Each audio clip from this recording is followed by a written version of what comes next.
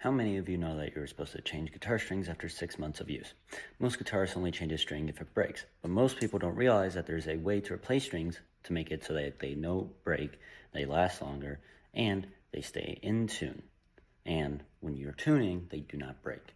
For guitarists, everything about your guitar needs to be in good condition in order to have a good tone and sound. So when your guitar doesn't sound too good and everything else is in good condition, it might mean that it is time to take care of your strings and your fretboard.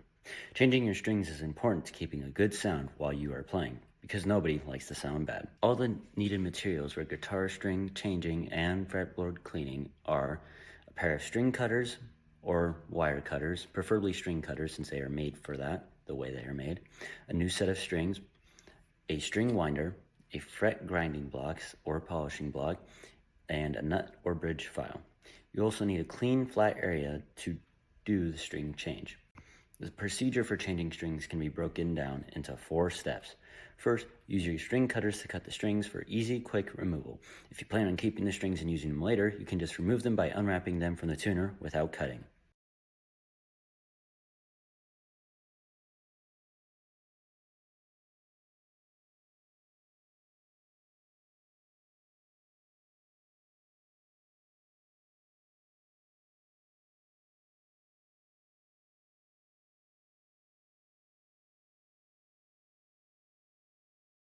The next step is to grab your grinding/polishing blocks, sander, and file, and use each one respectively, grinding down any residue on your frets, any rust, smoothing out the fretboard, then using the files, cleaning and widening your bridge or nut.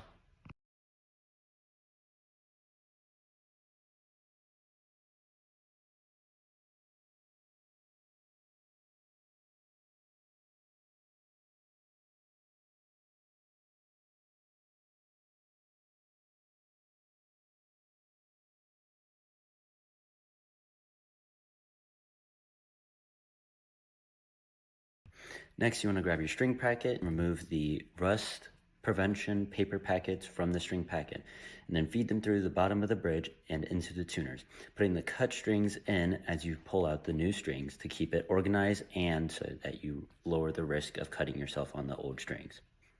Finally, get your string, put your hand under the string on the 5th fret vertically, and then pull it taut on the tuning system. And then using your string winder, wind until they are tight. Once you have wound up and it stays and you are happy with it, cut the excess with your string cutters.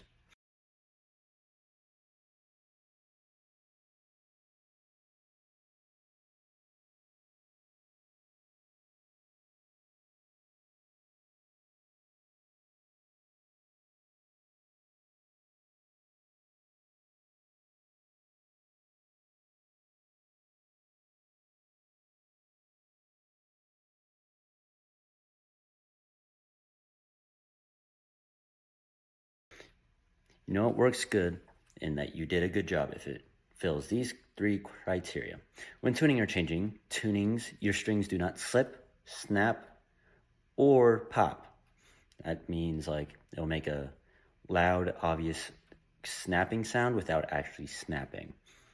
Then second, the guitar stays in tune well, only going out of tune slightly in between uses.